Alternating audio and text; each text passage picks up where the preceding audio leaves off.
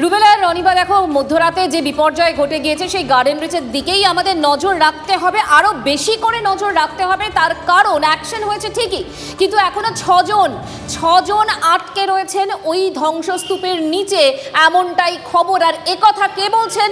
বলছেন ফিরহাদ হাকিম, রাজ্যের পুরমন্ত্রী। তার এলাকাতেই এই ঘটনা ঘটছে এবং তিনি কিন্তু আঙুল তুলছেন বামেদের দিকে, যদিও তার ক্ষেত্রেও বা তাদের শাসনের ক্ষেত্রেও কিন্তু অনেকগুলো প্রশ্ন উঠেই যাচ্ছে। শুভ্র, এই মুহূর্তে আমাদের সঙ্গে সুজয় রয়েছেন, সরাসরি সুজয়ের সঙ্গে কথা বলবো। সুজয়, এই যে 6 জন আটকে রয়েছেন, এখনো পর্যন্ত খবর পাওয়া যাচ্ছে এদের কাছে অক্সিজেন পৌঁছানোর ব্যবস্থা, এরা কিভাবে রয়েছেন, কোন জায়গায় রয়েছেন, এদেরকে উদ্ধার করতে আর কতটা সময় লাগতে পারে, সবটা জানতে চাইছিলাম।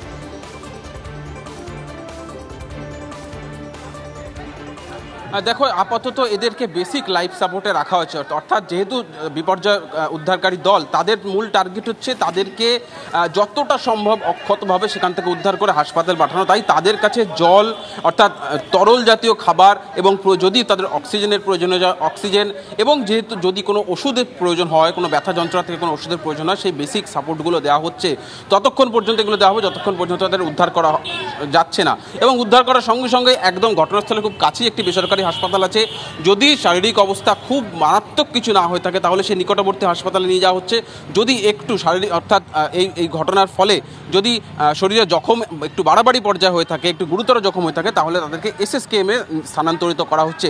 আপাতত এই পদ্ধতিতেই এগোচ্ছে এবং 5 থেকে 6 জন এই ধ্বংসস্তূপের নিচে আটকে থাকার কথা মুখ্যমন্ত্রী নিজেও বলেছেন। এবং ইতিমধ্যে মুখ্যমন্ত্রী চলে যাওয়ার পর ওই ধ্বংসস্তূপ থেকে 2-3 জনকে বের করাও সম্ভব হয়েছে। ফলে এখন এই মুহূর্তে আর 2 থেকে 3 জনের আটকে থাকার সম্ভাবনা রয়েছে। এবং সেই কারণেই আমরা দেখলাম যে এনডিআরএফ, কলকাতা পুলিশের ডিএমজি অর্থাৎ বিপর্যয় মোকাবিলা বাহিনী, রাজ্যের সিভিল ডিফেন্স, তার পাশাপাশি পুরসভার টিম, দমকলের টিম, তারা সম্মিলিতভাবে উদ্ধার কাজটা কিন্তু একসাথে হাতে হাত মিলিয়ে হচ্ছে।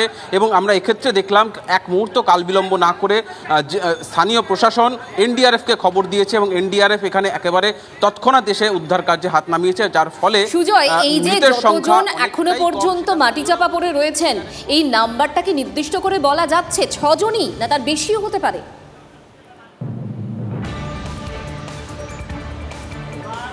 দেখো, যে 6 জনের কথা বলা হচ্ছে মূলত তাদের সঙ্গে উদ্ধারকারী দলের যে কথোপকথন এবং যাদের পরিবারের সদস্য, তাদের কথোপকথনের মাধ্যমে তারা এই সংখ্যাটা চিহ্নিত করছেন।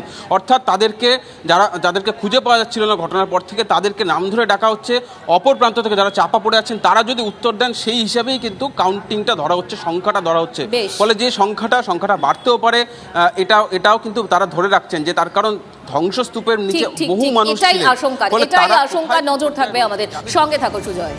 একেবারে সেই সংখ্যাটা 6 নাকি তার বেশি এবং কতক্ষণে তাদেরকে উদ্ধার করা সম্ভব হবে, এখন তা নিয়েই কিন্তু তীব্র একটা টেনশন চলছিল তাকে নিয়েও। মমতা বন্দ্যোপাধ্যায়, তিনি চোট পাওয়ার পর থেকে বাড়িতেই তার চিকিৎসা চলছিল, সেলাই কাটা হবে কি হবে না তা নিয়ে যখন জল্পনা তুঙ্গে, তখনই শটান গার্ডেন রিচে মুখ্যমন্ত্রীর মাথায় তার ব্যান্ডেজ।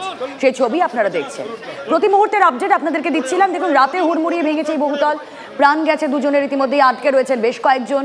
উদ্ধার কাজ তদারকি করতে সরেজমিনে পৌঁছে যান মমতা বন্দ্যোপাধ্যায় এবং তিনি সেখানে গিয়ে স্পষ্ট বলে দেন যে তড়িঘড়ি পদক্ষেপ করা হবে, যারা এই ঘটনার নেপথ্যে দায়ী তাদের কাউকে রেয়াত করা হবে না। সেই ছবি আপনারা দেখছেন, যেখানে আহতদের দেখতে পৌঁছে গিয়েছেন মমতা বন্দ্যোপাধ্যায়। সরাসরি চলে যাব, আমাদের প্রতিনিধি অরিত্র ঘোষ রয়েছেন সঙ্গে। অরিত্র, ইতিমধ্যেই গ্রেফতারও করা হয়েছে প্রমোটারকে।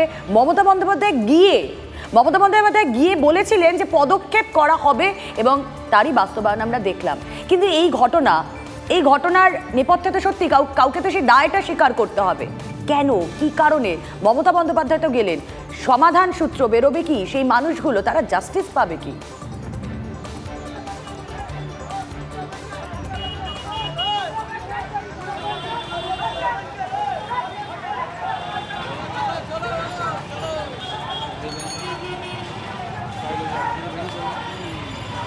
অরিত্র শোনা যাচ্ছে না? সম্ভবত অরিত্রর সঙ্গে আমাদের যোগাযোগ বিচ্ছিন্ন হয়ে গিয়েছে। মাথায় চোট নিয়ে গার্ডেন রিচে মুখ্যমন্ত্রী মমতা বন্দ্যোপাধ্যায় যেই মুহূর্তে পৌঁছে যান, সেই মুহূর্তে কি বক্তব্য রেখেছিলেন মমতা বন্দ্যোপাধ্যায় শোনাবো, কিন্তু তার আগে আমাদের প্রতিনিধি অরিত্র ঘোষের সঙ্গে কানেক্ট করতে পেরেছি, যাবো অরিত্রের কাছে। তার আগে মমতা বন্দ্যোপাধ্যায়ের বক্তব্য।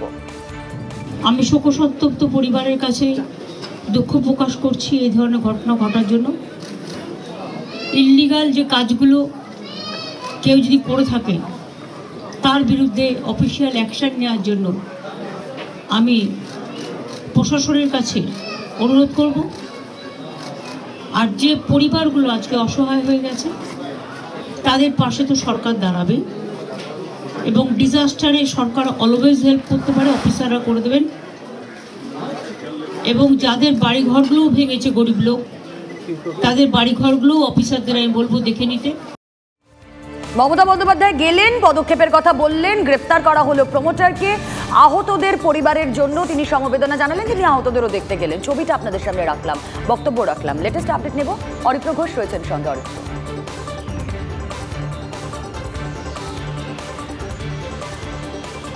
দেখো, মুখ্যমন্ত্রী সরেজমিনে তিনি ঘটনাস্থলে এলেন এবং কথা বললেন।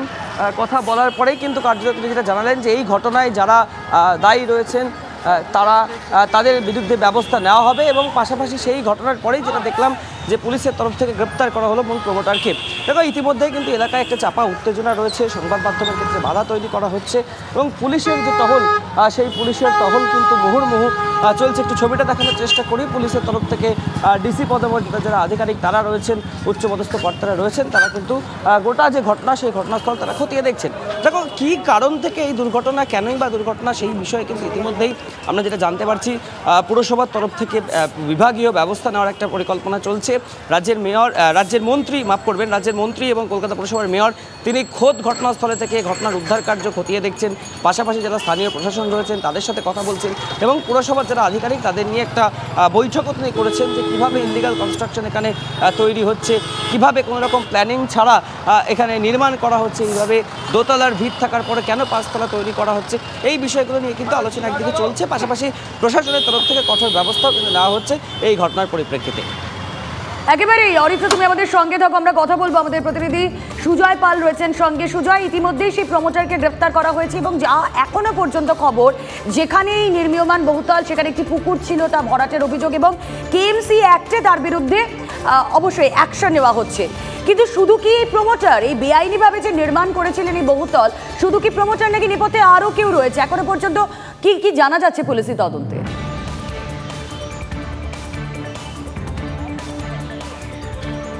একেবারে দেখো, তদন্তের ক্ষেত্রে পুলিশ যেটা দেখছে যে মূলত একটা পুরসভা এলাকায় বা যে কোনো এলাকায় বাড়ি তৈরি করে একটা তার বিল্ডিং প্ল্যান দরকার হয়, একটা স্ট্রাকচারাল ডিজাইন দরকার হয়, এবং পুরসভার ক্ষেত্রে সেই বিল্ডিং বা বহুতল নির্মাণের একটা অনুমোদন দরকার হয়।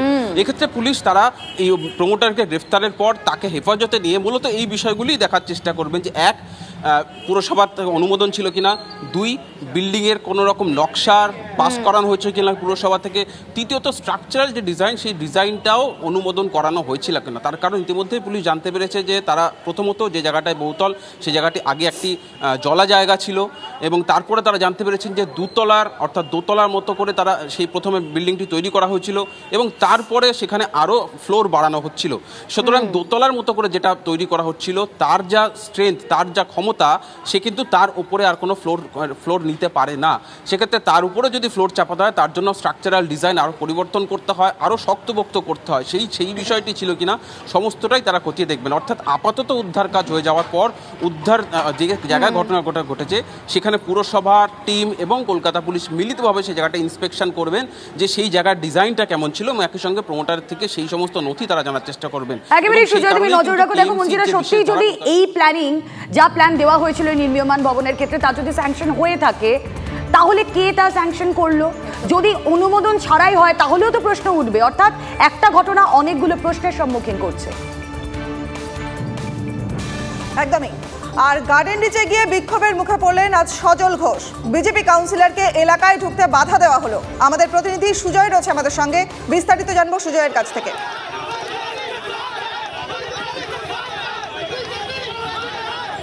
একেবারে দেখো, সজল ঘোষ কিছু সময় আগেই তিনি যেখানে ঘটনা ঘটেছে সেই জায়গাটি পরিদর্শন করতে গিয়েছিলেন। প্রাথমিকভাবে তাকে যেতে বাধা দেওয়া হয়, 144 ধারা চলছে বলে পুলিশের তরফ থেকে বলা হয়। পরে অবশ্য তিনি সেই জায়গাটি দেখে বেরিয়ে এসে যখন সংবাদ মাধ্যমের মুখোমুখি হন তখন কিন্তু সেখানকার স্থানীয় কিছু বাসিন্দা তাকে ঘিরে ধরে কার্যত তাকে সেই জায়গা থেকে তাড়িয়ে বের করা হয়, এবং বিজেপি বিরোধী স্লোগান তোলা হয়। অর্থাৎ যেহেতু বিজেপি কাউন্সিলর, তার বিরোধী স্লোগান তোলা হয়, বিজেপি হায় হায় করে স্লোগান তোলা হয়, এবং পুলিশের সামনেই তাকে তাকে কার্যত সেই জায়গা থেকে এক প্রকার ঠেলে বের করা হয়। একজন কাউন্সিলর, তিনি নিজে প্রশ্ন তুলছেন যে একজন কাউন্সিলর তিনি সেখানে পৌঁছেছেন, তার ব্যক্তিগত অর্থাৎ কেন্দ্রীয় নিরাপত্তা রক্ষী থাকলেও পুলিশ কেন তাকে, অর্থাৎ যারা উত্তেজিত জনতা, যারা বিক্ষোভ দেখাচ্ছিল তাদেরকে কিন্তু পুলিশকে আটকাতে দেখা যায়নি। অন্তত আমাদের ক্যামেরাতেও সেটাই ধরা পড়লো। তার বক্তব্য তিনি কোনো বিজেপি বা কোনো রাজনৈতিক দলের নেতা হিসেবে। এই মুহূর্তে সিজার, আমাদের অপর প্রতিনিধিও আমাদের সঙ্গে রয়েছেন। সিজার, দেখো একটু আগে সুজয় আর রুমেলা যেরকম কথা বলছিল যে এই যে বাড়িটা তৈরি হচ্ছিল দুতলার ভিত, এবার সেই দুতলার ভিতের ওপর আরও বেশ কয়েকটা তলা উঠছিল। কলকাতা পুরসভা অবশ্যই এটার ইন্সপেকশন করবে এবং কলকাতা পুলিশ করবে, কিন্তু যখন অনুমোদন ছিল না তারপরেও এই বাড়িটা তৈরি হচ্ছিল কিভাবে? এই যে প্রমোটারের কথা বলা হচ্ছে, সে এতটা সাহস পেল কি করে? এবং শুধু এরকম বাড়ি না, সকালবেলা সোমার সাথে যখন কথা হচ্ছিল তখন সোমাও বলছিল এই একটা বাড়ি না, যে বাড়িটার কথা ফিরহাদ হাকিম বলছেন বাম জামানায় তৈরি হয়েছিল, কিন্তু এরকম আরো অনেকগুলো বাড়িও তো রয়েছে, তাই না? কি করে হচ্ছে তাহলে কাজ?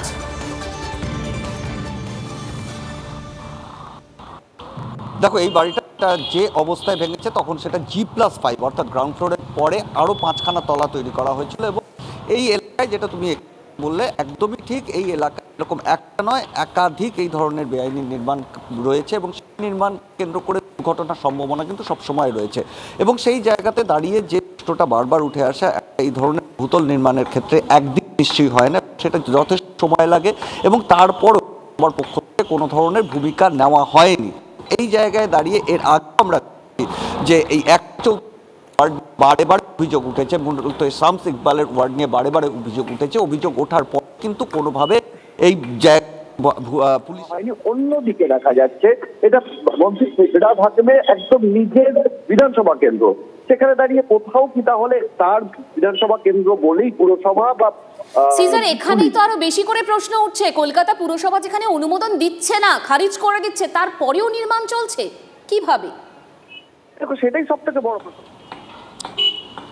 সব থেকে বড় প্রশ্ন। খালি এই বাড়ি নয়, এরকম একাধিক বাড়ি গোটা বন্দর এলাকায়, বিশেষ করে গার্ডেন রিচ এবং মেটিয়াবুরুজ এলাকায় গত কয়েক মাস ধরেই বারবার অভিযোগ উঠছে যে বেআইনিভাবে জলাভূমি ভরাট করা হচ্ছে এবং জলাভূমি ভরাট করে এই ধরনের বহুতল তৈরি করা হচ্ছে এবং সরু গলির মধ্যে যেখানে 3তলা বাড়ি উঠতে পারে সেখানে G+5 অর্থাৎ 6তলা বাড়ি তৈরি করা হচ্ছে। এবং সেই জায়গাতে দাঁড়িয়ে সেগুলো যে কার্যত যে কোনো সময় তাসের ঘরের মতো ভেঙে পড়তে পারে সেটা নিয়েও কিন্তু বারবার সতর্ক করা হয়েছে, বিভিন্ন মহল থেকে সতর্ক করা হয়েছে। কিন্তু তারপরও পুরসভার যে নির্মাণ বিভাগের যারা ইঞ্জিনিয়াররা রয়েছেন, যারা বিল্ডিং বিভাগে প্ল্যান পাস হয়নি, অথচ তারপরেও স্থানীয় জায়গা থেকে বারবার অভিযোগ আসে এবং আমরা টক টু মেয়র অনুষ্ঠানেও দেখেছি বারবার সে বিভিন্ন জায়গা থেকে এই ধরনের গার্ডেন রিচ এবং বন্দর এলাকার বিভিন্ন জায়গা থেকে সেখান থেকে অভিযোগ এসছে। কিন্তু অভিযোগ আসার পরও যে ব্যবস্থা কার্যত নেওয়া হয়নি, সেটা আজকের ঘটনা বা গতকাল গভীর রাতে যেভাবে এই বহুতল ভেঙে পড়লো সেখান থেকে খুব মানে স্পষ্ট।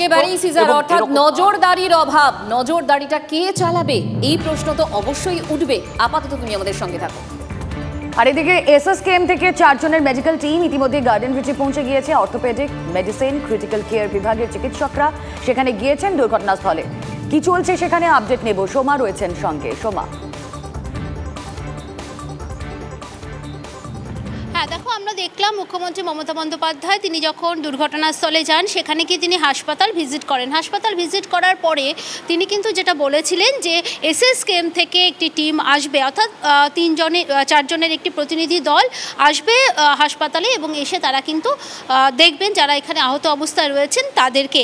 এবং তারপরেই আমরা দেখলাম SSKM থেকে কিন্তু 4 জনের একটি চিকিৎসক দল, যার মধ্যে কিন্তু ক্রিটিক্যাল কেয়ারের চিকিৎসকেরা রয়েছেন, মেডিসিন ডিপার্টমেন্টের যারা রয়েছেন এবং অর্থোপেডিক ডিপার্টমেন্টের চিকিৎসক যারা রয়েছেন, তারা কিন্তু এই 4 জনের একটি টিম তারা পৌঁছে গেছেন ইতিমধ্যে হাসপাতালে। আমরা দেখলাম যে মুখ্যমন্ত্রী বাইরে বেরিয়ে এসেও কিন্তু বললেন যে ওই হাসপাতালে যারা রয়েছেন তারা এখন স্থিতিশীল অবস্থায় রয়েছেন, কিন্তু তাদের চিকিৎসার প্রয়োজন রয়েছে, তাদের কিন্তু সম্পূর্ণ বিষয়টি ওখানে দেখেই চিকিৎসা করা হবে। তার জন্যই কিন্তু SSKM থেকে একটি অভিজ্ঞ চিকিৎসক দল তারা কিন্তু মেডিকেল টিম সেখানে পৌঁছে গিয়েছে। আর কি কি হয় সেখানে অবশ্যই আমাদের নজর থাকবে। আপাতত একটা